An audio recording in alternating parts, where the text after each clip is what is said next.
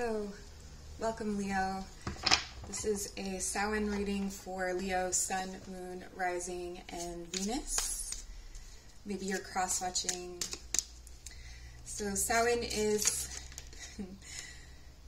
sits on the wheel of the year at between October 29th and November 1st. It's a liminal time, a liminal space, a time outside of time, a space outside of space.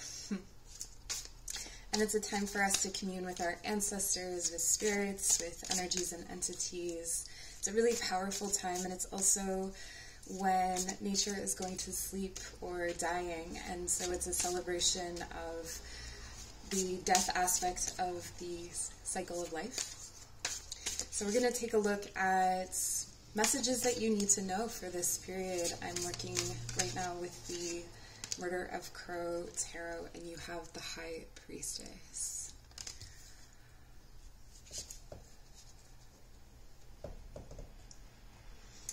It feels like you're in a chimney, okay?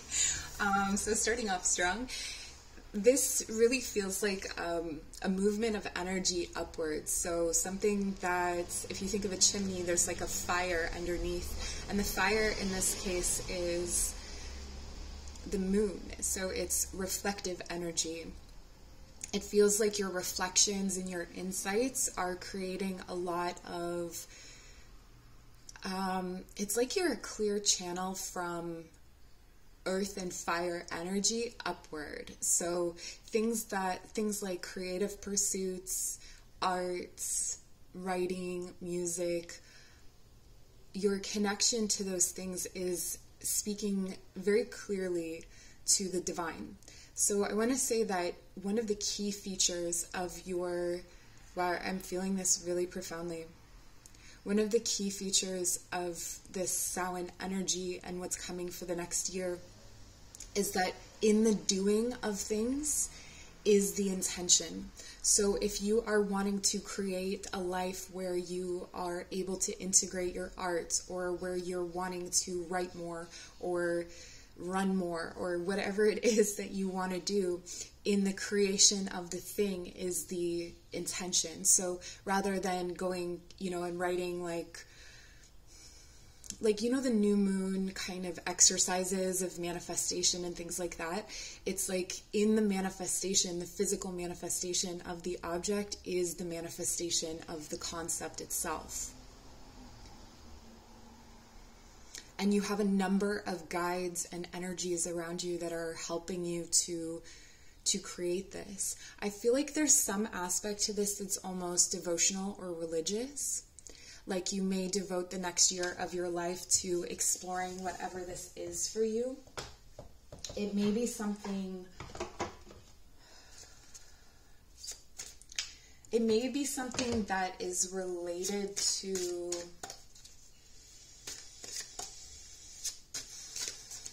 it's like whatever higher power you worship. So for some people, like their higher power is science, or their higher power is mathematics. It's whatever that core truth is to you. It feels like that is fueling you almost, or it's like kindling for that fire. The temple of my body. Interesting. Yeah, because you're creating everything through you. Like you are becoming this sacred vessel. You're becoming a sacred vessel that there's a need to work out the kinks. Like there may still be some confusion as to how it all works, or how it may be important not to think too much about why or how, actually. That may catch you up a little bit as time goes on. We have Divination. This is very magical, Leo.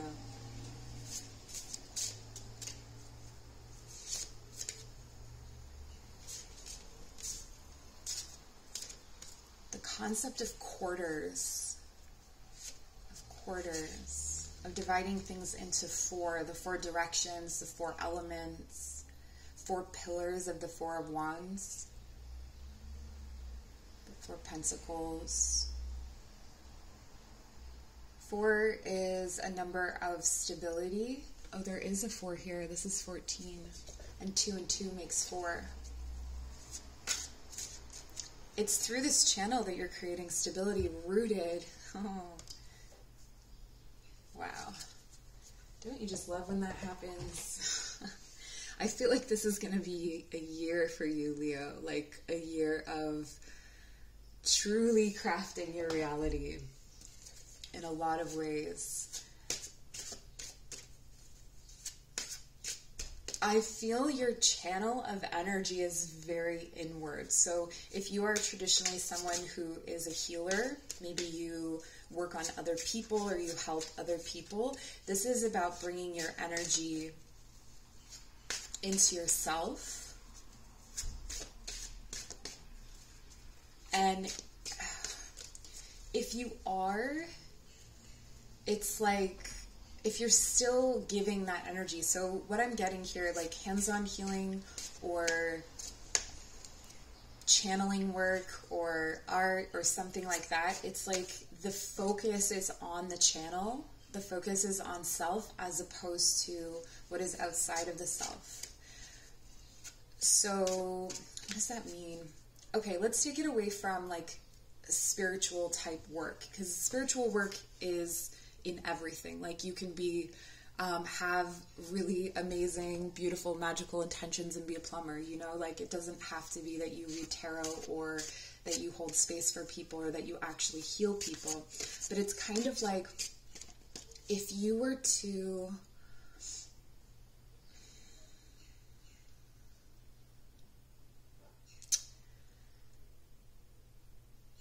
what's an example of this?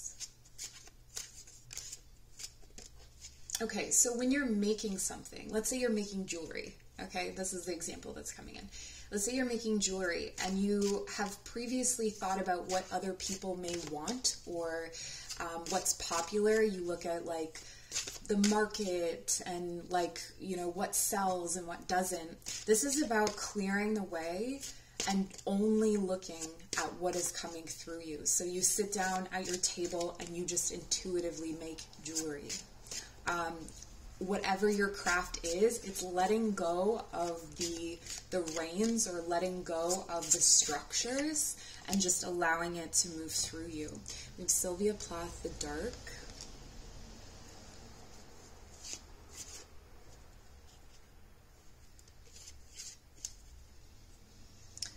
Yeah, it could be that there's something that hasn't been rooted, right? It's so interesting that we have like the rooted card and then these blood vessels, I guess, but I'm actually feeling them more as nerves. And, you know, when I teach grounding, I teach roots coming out from the feet or from your body and reaching into the earth and feeling the earth like nerves. This feels very tuned in to earth energy rather than channeled energy from above. This is where the chimney's coming from. It's actually like generating energy in your sacral. So really, the sacral is like it's the womb space, right? It's creating, it's the portal through which life, all life, human life is born. And it feels like this is something that you, like almost like an egg you've been sitting on, or this could be channeled from the ancestors, you know, that's within the earth, or just channeling earth energy in general. So rather than going and looking at analytics, for instance, you're sitting with the trees and you're asking the trees, you know, you make your jewelry with your back to a tree and then that tree gives you what you need. Or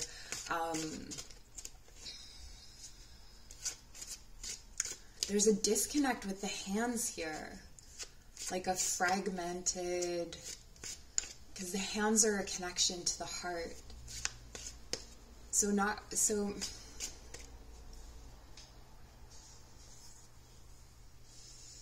this is very interesting, Leo. I'm very interested to see where this is going. Can we have one more card? wall. I feel like you're discovering the boundaries or the territory of your gifts and abilities, of your power. This is a time of exploration within that space to see how you can bring the edges out and, like, you know, what are the perimeters with wall here? What are the perimeters of this gift or ability or of your work or of this feeling? So Divination says, it's number 14, take a breath, take it twice. Insightful reflections are guided by light. Take a breath, take it twice. Take a breath, take it twice. Throw it down into your sacral. Okay, so that's 3 deep breaths down into the sacral.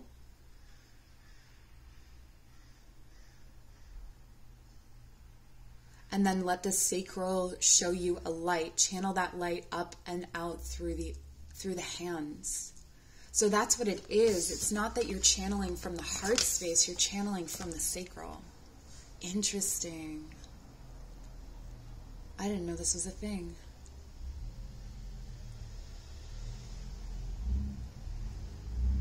It's almost like guttural utterings. I want to say this is very primal magic. It's very primal energies that you're working with here. And then with rooted, number 34, may you never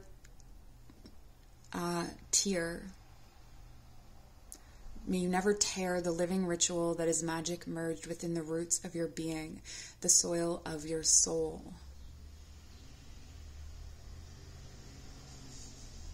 This is going back to, this is stripping things way back, way back. There could be a wall. It feels like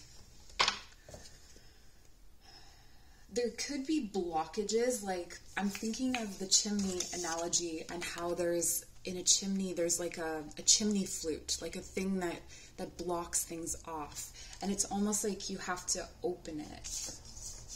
So let's take a look. Let's clarify with the tarot and see what else we can know about this. And keep in mind, this is a general reading, so it's going to apply to different situations. The messages are, you know, they are what they are. Yeah, so this is related to work and skill.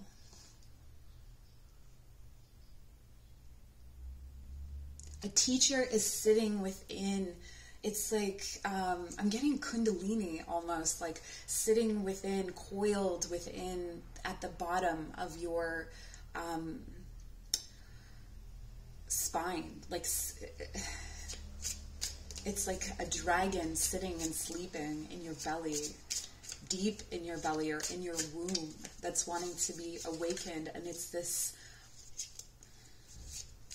it's where you rise up with your skills and abilities in a way that is very powerful, like owning your power, not being afraid of your power, not trying to hide your power away. The 2 of Coins is like stalking me this month, I swear. Or not just me, but everyone. Be careful what you share. Be careful what you share. This is a delicate balance and this is a delicate process. That's why so much is focused on yourself.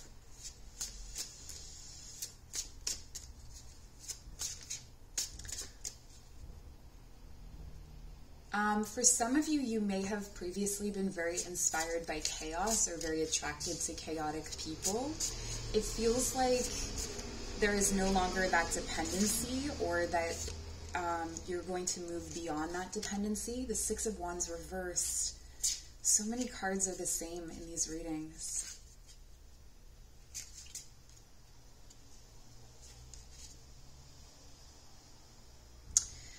I want to say, okay, Page of Wands. I want to say that there's something, this is fairly sexual, and because we're working with a sacral chakra, that makes sense. So this is sometimes my card of orgasm, and I feel like this is kind of like a Kama Sutra or sex tantric sex kind of concept where you withhold orgasm or you hold off the moment of climax. And it feels like there's a need to do that because there's still some kind of immature energy that wants to make snap decisions. There may be some tempting situations where you want to hook up with people. There's a guidance here to really be cautious and careful about who you share your body with, who you share your moment of climax with, and that there is, it's almost like if you have sex with the wrong person, or if you allow it to be outside of the sacred because you're working so much with sacral energy, it will send you backwards. Like the things that you've learned or the ways that you've grown, you'll end up moving backwards. Okay, for divination, we have the Eight of Swords and the Three of Wands. This is showing me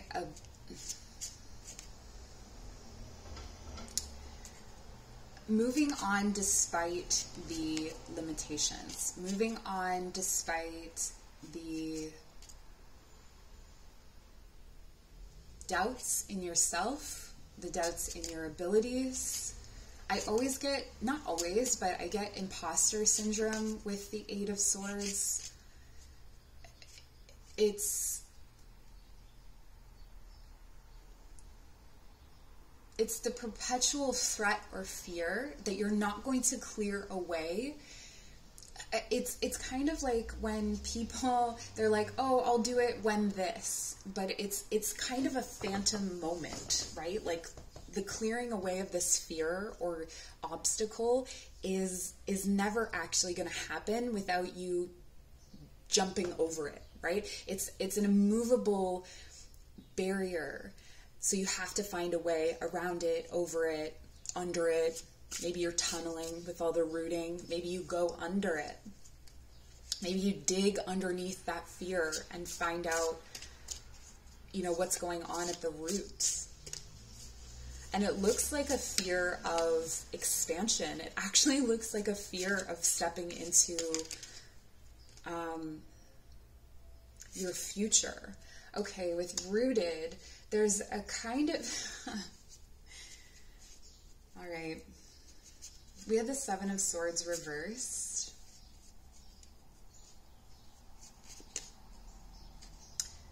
Something that you think grounds you is actually going to reveal itself to be this immovable barrier. Interesting, interesting, interesting. Oops, sorry. And if you hear that, that's the chair. I have like this really old creaky chair that's, it doesn't really fit the space, but anyway, it looks pretty. Okay, yeah, so you have this immovable barrier that looks like comfort, that looks like the answer, that looks like stability. And it's going to reveal itself, oh, the Seven of Wands.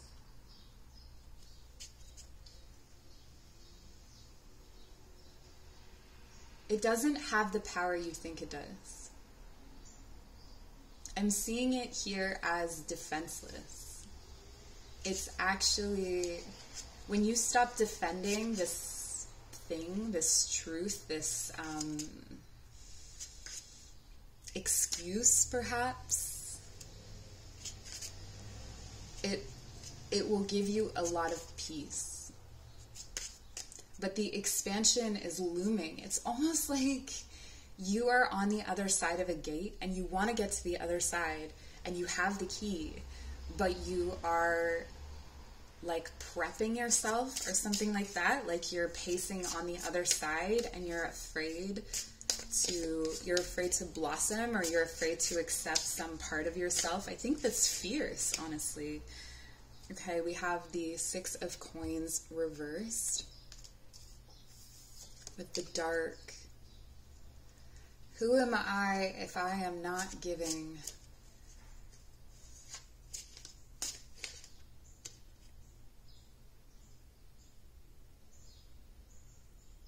Sometimes we need to give to feel like we're good people, or we give from, whether we know it or not, we give from a place of insecurity or because we feel guilty about something. The guilt could be something that what's buried underneath this immovable thing.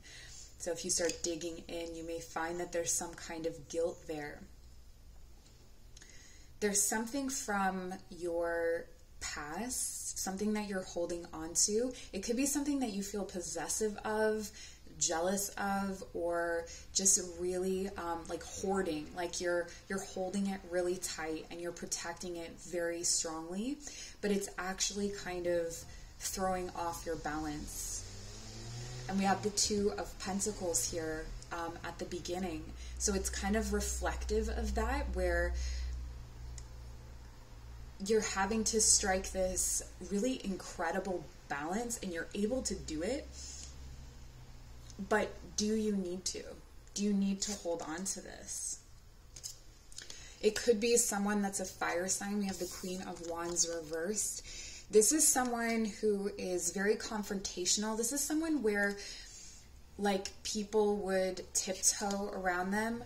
It may be that your fear is that you are going to unleash this. So the dragon that's sitting coiled at the base of your spine or in your womb space, you may look at yourself, because the Queen of Wands, this is fire signs, so this could be Leo energy, like that you're afraid that if you let that go, that it's going to be so destructive. So there may be a kind of narrative in the background that you are, if you let this out, then you're going to destroy people. This, you know, there's definitely memories attached to this feeling. And then with wall, you've been holding yourself in. You built a wall to hold yourself in, not to keep others out. Interesting. Dragon sitting behind a wall. Don't let anyone in, I'll hurt you kind of energy.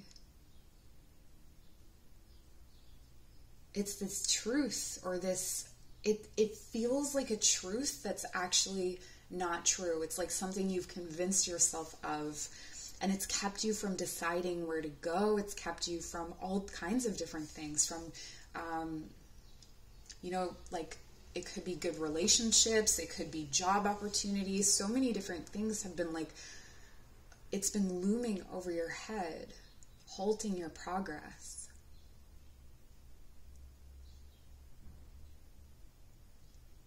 But as you start to move out the edges of the boundaries of, you know, how much you can let this fierceness or this intensity, like this is power, like a chimney, like that's a channel, that's a powerful channel of energy. If you're able to put that into whatever it is that you do, whatever it is that you're passionate about, that could be scary. I feel like it seems like it has been destabilizing. Maybe it was destabilizing for you as a child. Like maybe you expressed these things more when you were younger, when you're kind of like freer, and then you put this wall up to, it's like to save others from yourself is what I'm feeling.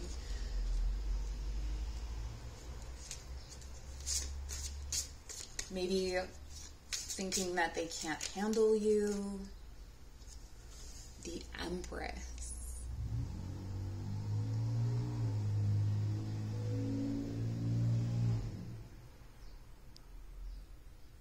Wow.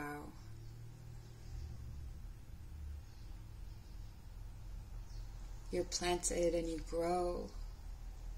Like this is the other side of the dark is the light, and it's what grows out from the root. It's from what grows out of that space, and it's sending nerves out. So this is connected to a lot of different people. This helps or nourishes a lot of people.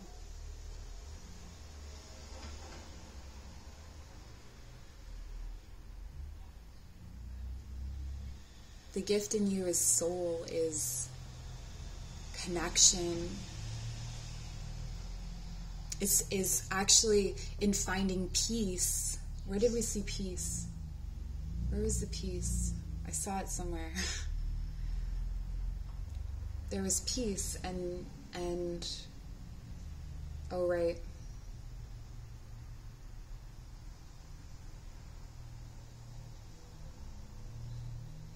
It's like finding peace in yourself shelters others.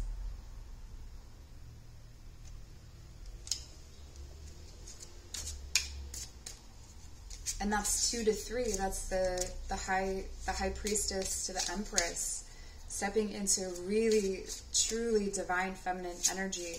This could also be the Empress can signal pregnancy. So maybe the dragon that's sleeping in your belly is a baby. Or, you know, if you don't have a womb space, like maybe other things. Maybe you're going to contribute to making a child, or,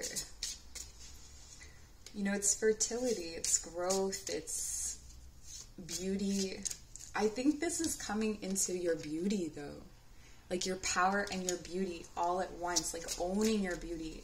Maybe you hide yourself a little bit. Maybe you hide yourself in your clothes or in the way that you present yourself, but there's a self that you want to express, that you want to let out.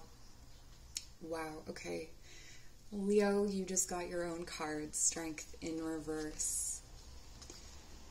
The Strength card is really funny because there's a statue of a lion watching a man lift a crocodile. What does it all mean? There's a coldness, right, to a crocodile. Like, a crocodile gives no Fs. And I feel like this lion is observing both the crocodile and the man. So the humanity and the kind of reptilian coldness, or just pure instinct, right? Because the lion has instincts, but it also has like love and softness and warmth, and it's like it's a mammal, so it has